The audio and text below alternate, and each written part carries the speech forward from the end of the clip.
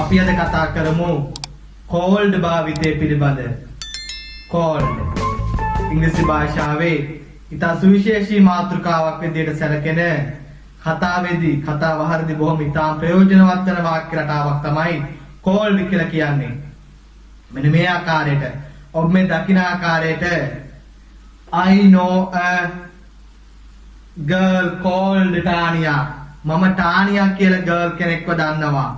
I know a girl called Tanya. මෙන්න මේ කියලා කියන වාක්‍ය කොටස කියලා ටානියා කියලා ගැහණු ළමයෙක්ව මම දන්නවා. ඔන්න ඔය ආකාරයට කියලා කියන වාක්‍ය කොටස ඉංග්‍රීසියට භාවිතයට ගන්න ආකාරය පිළිබඳවයි අද කතා කරන්නේ. මේ බලන්න තවත් උදාහරණයක්. I know a boy called Sarat. මම දන්නවා සරත් කියලා පිරිමි ළමයෙක්ව.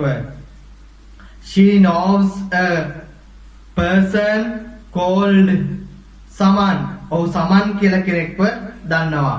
ඔන්න ඔය ආකාරයට බලමු මේ උදාහරණ වාක්‍යවලදී කොහොමද cold භාවිතා වෙන්නේ කියලා. මේ බලන්න.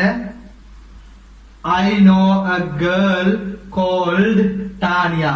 අපි මේ cold කියන වචනයේ භාවිතය යොදන්නේ අදාළ පුද්ගලයෙක් හෝ සතෙක් හෝ දෙයක් ස්ථානයක් ඉදිරියේ තමයි අපි cold භාවිතා කළ යුතු වන්නේ. cold ලියන්න ඕන අදාළ සඳහන් කරන දෙවි ඉදිරියෙන්. මේ බලන්න. I know a girl called Tanya. මම දන්නවා ටානියා කියලා ගෑනු ළමයෙක්ව. I know a girl called Tanya. ඒ වගේ තව උදාහරණ බලමු. I know a boy called Saman. මම සමන් කියලා පිරිමි ළමයෙක්ව දන්නවා.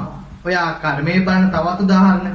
singer කියලා ෆ්‍රිජ් වර්ගයක් ලංකාවේ තියෙනවා. There is a fridge called singer in Sri Lanka. There is a fridge called singer in Sri Lanka. අපි there is there පාඩම කලින් වීඩියෝස් වලදී කතා කරා. ඔබට පුළුවන් මේ වීඩියෝස් නරඹලා ඒකනත් අවබෝධයක් ලබා ගන්න.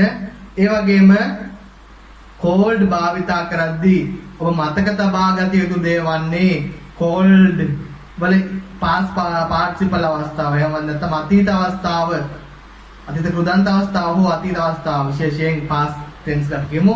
past tense අවස්ථාව භාවිතා කරන්න ඕන මේ cold වලදී. cold මිසක call නෙවෙයි භාවිතයට ගන්න ඕන. cold ඔබ ඒ උච්චාරණය කරද්දී නිවැරදිව cold යන ආකාර උච්චාරණය විය යුතුයි. වාක්‍ය නිර්මාණය කිරීමේදී අදාළ කරුණට ඉදිරියේ cold සඳහන් කරන්න.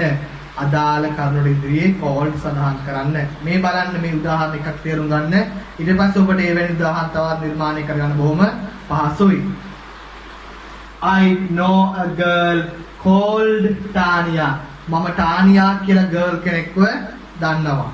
ඔන්න ඔය ආකාරයට කියලා කියන වාක්‍යාර්ථ නිර්මාණය වෙන ආකාරය අපි සාකච්ඡා කළේ. ඒ වගේම subscribe කරලා තබන්න අපගේ YouTube channel එක.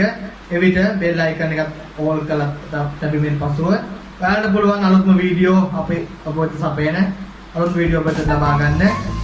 හමුවෙමු මේ වගේම තවත් වටිනා වීඩියෝ එකකින්. Have a nice day all of you.